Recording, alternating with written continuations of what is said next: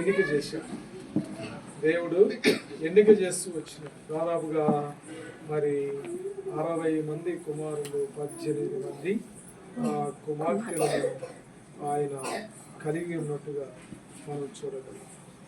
కాబట్టి ఏది ఏమైనప్పటికీ ప్రభునందు ప్రియమైనటువంటి స్నేహితుడా, సహోదరి, ఈ రాత్రికాల సమయం మరి సహోదరుడు శ్రీను, సహోదరి మరి మేరీని జ్ఞాపకం చేసుకొని దేవుడు ఏం చేసినాడంటే పాపే కదా, మరొక గిఫ్ట్గా దేవుడు పాపను అనుగ్రహిస్తూ వచ్చినాడు.